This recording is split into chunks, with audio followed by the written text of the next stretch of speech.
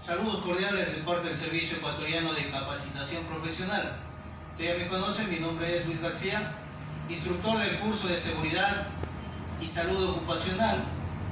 En las clases anteriores ya hemos analizado cuáles son los factores de riesgo. Habíamos visto ya el factor de riesgo mecánico. Hoy nos toca analizar un tema muy importante que es el factor de riesgo físico. ¿Cómo están clasificados los factores de riesgos físicos? Tenemos el ruido, iluminación, las vibraciones, radiaciones y las temperaturas extremas. Dentro de temperatura extrema podemos tener temperatura alta o temperatura baja.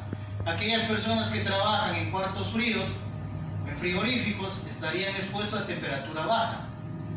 Trabajadores que están o tienen relación en lo que es fundición, estarían expuestos a temperaturas altas. Es importante también indicar que las radiaciones son de dos tipos: radiación ionizante y radiación no ionizante. Los trabajadores que están en el área de soldadura están expuestos a radiaciones no ionizantes, y aquellas personas que están expuestos a rayos X o radiaciones, ellos están expuestos a radiaciones ionizantes.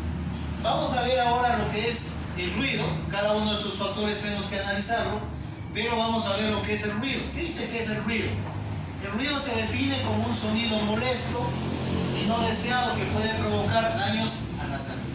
Si un trabajador está expuesto a un nivel alto de ruido, puede adquirir una enfermedad profesional por pérdida de audición, pérdida del oído. Antes de hacer las mediciones con el instrumento, nosotros tenemos que analizar qué tipo de ruido se tiene en ese ambiente. Por ejemplo, ruido de impacto, ruido continuo o ruido intermitente. ¿Cuál sería un ruido continuo? El sonido de un motor que está continuamente encendido, está generando un ruido continuo. Un ruido intermitente puede ser un compresor. Usted sabe que cuando el compresor carga, se apaga. El momento que se descarga, nuevamente arranca y se produce el sonido, se produce el ruido. Una bomba tiene el mismo principio. Cuando arranca la bomba, genera sonido, ¿no? Y cuando se apaga esa bomba, para el sonido. Un ruido de impacto puede ser una troqueladora. El momento que está troquelando genera un golpe, o un martillo neumático, el momento que trabaja genera un golpe, suena, sube, para el sonido. Entonces debemos nosotros analizar qué tipo de sonido tengo yo en ese ambiente o en ese lugar de trabajo. Analizado eso, siempre yo les digo, hay que tomar una medida correctiva. Medidas correctivas de tres tipos, que puede ser a la fuente que está generando ese ruido, al medio que está generando ese ruido o al receptor. Siempre considerando que el receptor debe ser la última opción. Por ejemplo, yo puedo tomar a la fuente aislando el sonido, encerrándolo a la máquina. Si no lo puedo hacer a la fuente porque es a lo mejor una máquina muy grande, yo puedo aislarlo al trabajador o al operador de esa máquina. Caso contrario, yo podría poner una barrera para que sirva de protección al trabajador y aísle un poco lo que es el sonido. Si no puedo hacer estas alternativas, ya me quedaría tomar como medida de corrección entregar equipos de protección al trabajador. En esta gráfica podemos analizar la escala de umbral de daño para el oído de una persona. Por ejemplo, de 0 a 80, un color verde me dice que una persona puede trabajar sin protectores durante 8 horas. Entonces, un sonido normal, se podríamos decir así, o un sonido permisible para que un trabajador pueda desarrollar su actividad, sería hasta 80 decibeles. De 80 a 90 decibeles que tiene un color amarillo, ya estamos saliendo de la norma, ya estamos empezando a tener algún tipo de molestia, un poco de daño ya al oído de esa persona. De 90 hasta 110 ya empieza a tener afectación el trabajador en cuanto al sistema auditivo. Y de 110 hacia arriba hasta 140 ya hay daño en el aparato auditivo del trabajador. En este gráfico podemos analizar o podemos observar que una sirena produce de 90 a 120 decibeles, una discoteca de 85 a 115 decibeles. Los aparatos que normalmente utilizamos, llámense estos audífonos, MP3, está de 70 a 100 decibeles. Eso quiere decir que un joven que está utilizando unos audífonos por 5, 6, 7, 8 horas está ya fuera de este rango, porque normalmente dice que se debe trabajar hasta 80 decibeles. Pero aquí ya me está generando 100 decibeles. O sea, indirectamente yo estoy afectando el aparato auditivo, a lo mejor sin conocimiento. La circulación normal de los automóviles está de 50 a 90 decibeles. El aula de clase hay de 40 a 80, o sea, normal. Una conversación normal entre dos personas está de 30 a 80 decibeles. Entonces, hay que tomar en consideración los fundamentos técnicos que acabamos de ver, los fundamentos teóricos que acabamos de ver. Vamos a hacer la práctica de cómo se utiliza y se maneja el sonómetro. Cuáles son sus funciones, cuáles son las precauciones que debemos tener con el sonómetro a efectos de que no se pueda dañar, no se pueda averiar. Tenemos aquí un sonómetro. Independientemente del modelo, todos los sonómetros van a tener las mismas funciones, tienen el mismo principio. De pronto lo que va a cambiar es la forma o el diseño del sonómetro. Es así que los sonómetros van a tener un botón de encendido, una función que es para medir, una tecla o una función para fijar la lectura máxima o la lectura mínima, modo de medición rápido o modo de medición lento, dependiendo del tipo de sonido que usted vaya a medir. Si es un sonido rápido, habrá que seleccionar modo de medición rápido, y si es un sonido intermitente o de impacto, habrá que seleccionar un modo de medición lento. Tenemos una escala A, que es para salud y salud ocupacional. Tenemos una escala C, que se lo utiliza para medir el nivel de ruido de un equipo, de una máquina.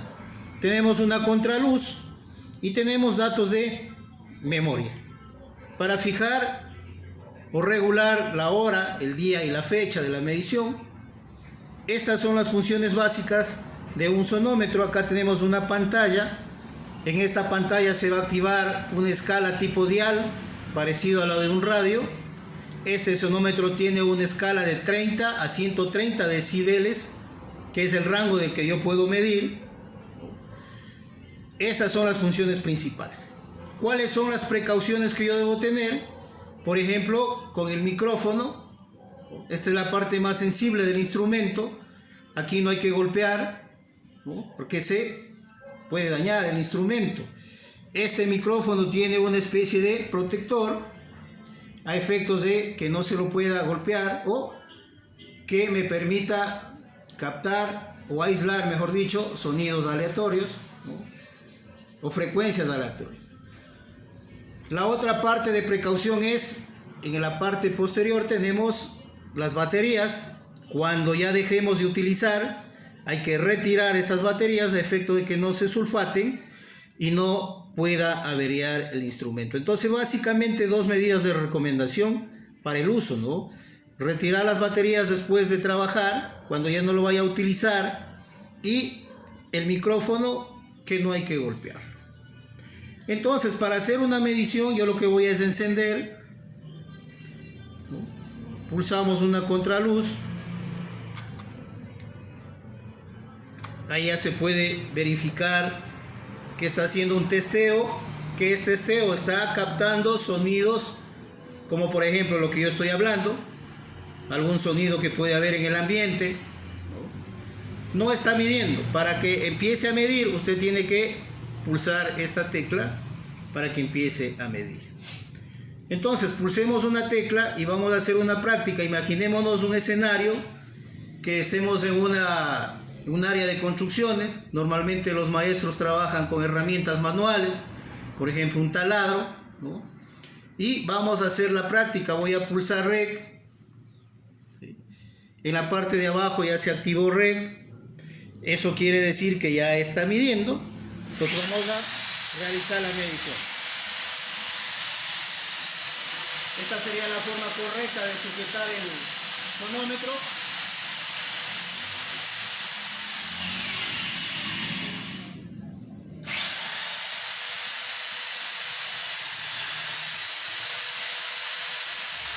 Fijamos la lectura.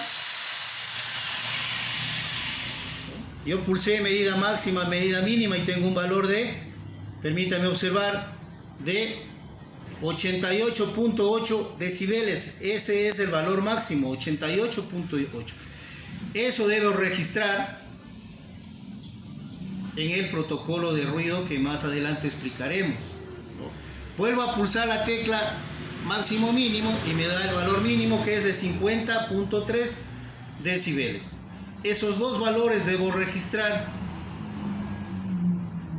Entonces, como usted ve, es una forma sencilla de realizar la medición. No tiene mucha complicación, ¿no? Para hacer una segunda medición, vamos a activar nuevamente la función de medición. Para eso pulso. Tengo pulsado unos 2-3 segundos esta tecla, permítame hacerlo.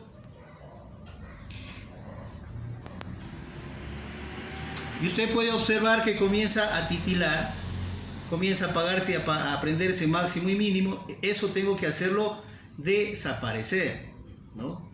Entonces, ¿cómo lo hago? Lo tengo pulsado unos 2 segundos hasta que desaparezca. Permítame hacerlo.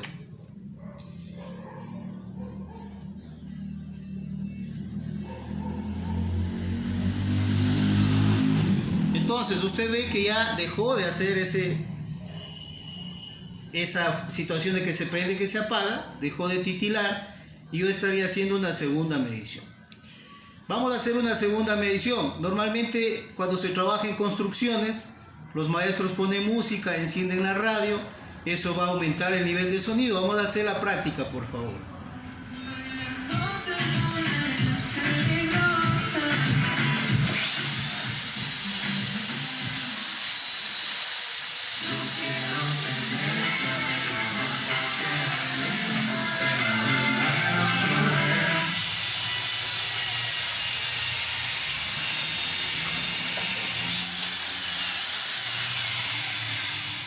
Entonces vemos que se ha fijado, ha aumentado la medición, o mejor dicho, no la medición, sino el valor, ha aumentado a 83, más o menos dice ahí, ¿no? 87.4 sería la medición. ¿Por qué? Porque los trabajadores encienden la radio, están trabajando a todo volumen, a lo mejor para estar más motivados, pero esos dos ruidos aumentan el nivel. Usted se pudo fijar, ¿no? Y la medida mínima sería, en este caso, 50 decibeles. ¿Qué es lo que hacemos? Sumamos esos dos valores y dividimos para 2, solo la medida máxima, ojo. Sumamos y dividimos para 2 y me da un resultado, ¿no? Y ese resultado es el que yo debo comparar con la norma. La norma decía que se puede trabajar solo hasta 80 decibeles, 85 decibeles. Aquí me está dando 87 decibeles.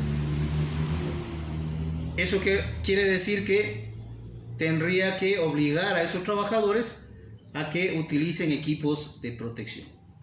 Así es como se utiliza el sonómetro, de una manera fácil, de una manera sencilla.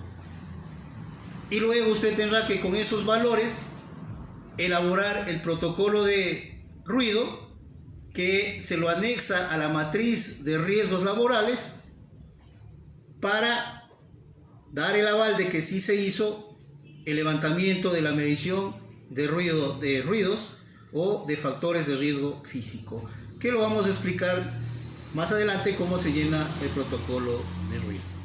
Luego de haber hecho ya la práctica del uso del sonómetro, donde realizamos unas mediciones con esos datos de los valores máximos y de los valores mínimos, tenemos que elaborar el protocolo de ruido. Este es un anexo que se lo debe adjuntar a la matriz de riesgos laborales. ¿Cómo elaboramos este protocolo? De la siguiente manera. Tiene una primera parte que son datos generales de la empresa o del lugar donde usted está realizando el levantamiento. Por ejemplo, la razón social, el nombre de esa empresa, la dirección, la localidad y la provincia. Código postal, código estatal, como que no nos interesa mucho, son datos ya más internos de la empresa, pero sí los generales. En la siguiente parte tiene usted datos para la medición. Esto está enfocado directamente al instrumento que yo estoy utilizando. Por ejemplo, la marca, el modelo, el número de serie de ese instrumento. El instrumento que acabamos de utilizarlo es una marca Sper, tiene un modelo 850013 y una serie. Esto hay que indicar porque es parte importante. Si ese instrumento no está certificado, no me sirve para hacer la valoración porque va a dar resultados no reales, no correctos. En la siguiente parte tengo que poner la fecha cuando estoy haciendo la medición, la hora de inicio y la hora de finalización. Tenemos que indicar cuántos horarios de trabajo tienen en esa fábrica o en esa empresa, en ese taller. Puede ser un turno, pueden ser 2 turnos. Eso es importante también indicar. En la parte inferior tenemos, por ejemplo, dice aquí, describa las condiciones normales o habituales de trabajo. Eso está enfocado a qué. Tenemos que nosotros visitar la planta, la empresa, el taller donde vamos a realizar las mediciones para indicar de que no debe haber anclajes sueltos de esas máquinas, ventiladores flojos, elementos sueltos o que no existan ruidos extraños, porque esto va a confundir el momento de hacer la medición. Y en la parte inferior dice, describa las condiciones de trabajo al momento de hacer la medición. Entonces yo tengo que indicar cuáles son las condiciones. Si es que existió algún ruido extraño fuera del lugar, alguien está cortando el césped por afuera, eso me está molestando, me está haciendo daño, generando confusión al instrumento. Si es que hay anclajes flojos, si es que hay ventiladores flojos, entonces yo debo indicar acá las condiciones que estuvieron esas máquinas o esos puestos de trabajo cuando yo hice la medición. Adjuntamos el certificado de calibración y el plano croquis de ese taller, de esa planta o de esa empresa, y la firma de quien está haciendo el levantamiento. Luego pasamos a la siguiente ficha. Si nos desplazamos un poquito para acá para poder observar, yo tengo los puntos de medición. Normalmente se hace 4 puntos de medición en sentido norte, sur, este, oeste, en sentido de una cruz. 4 puntos de medición. Entonces usted va a colocar acá cuántos puntos de medición se hizo, la sección o área donde está usted realizando la medición, el puesto de trabajo, el tiempo de exposición de esos trabajadores, normalmente se trabaja 8 horas, el tiempo de duración de la medición, qué tipo de ruido yo tengo y la medición. Para efecto de la práctica, ustedes, señores estudiantes, van a tomar como referencia estos 4 puntos de medición. Esto usted suma y divide para 4 y puede sacar el promedio, ¿no? Una media aritmética, y luego comparar con la norma para ver si estamos dentro o fuera y qué medida correctiva tiene que tomar usted en la conclusión y en la recomendación. Acá tenemos que poner el nivel mínimo. Dejémosle unos 4 puntos menos con relación a esto para su práctica. Por ejemplo, si me dio 90, acá le vamos a poner 86.5, ¿no? 4 puntos menos para que usted haga su práctica. Escala A para salud ocupacional, modo de medición rápido, si nos desplazamos un poquito, y si cumple o no cumple con la norma. Usted luego aquí llene esto y vea si es que se cumple o no se cumple con la norma. Y pasamos a la tercera ficha, que ya es la conclusión y la recomendación. Entonces, si estamos fuera de la norma, usted tiene que concluir, indicar que se ha hecho la medición y el resultado es tanto y no nos ajustamos a la norma. Por lo tanto, la recomendación es la siguiente. Usted indique cuál es la recomendación de acuerdo a la práctica que va a hacer. La recomendación va a estar ligada a la conclusión, ¿no? Si está dentro de la norma, usted va a poner acá como conclusión que estábamos ajustados a la norma y por lo tanto puede seguir trabajando esa persona. Así es como se llenan los protocolos de ruido y, como lo reitero, hay que anexar a la matriz de riesgos laborales cuando vengan a hacer la inspección. El inspector de riesgos laborales me van a pedir es la matriz de riesgos laborales y los anexos. Estos protocolos son anexos a la matriz. Con esto damos por concluido esta parte del riesgo físico de lo que es ruido, ¿no? El uso del sonómetro y elaboración de protocolos. Les agradezco mucho. Buenas tardes. Gracias.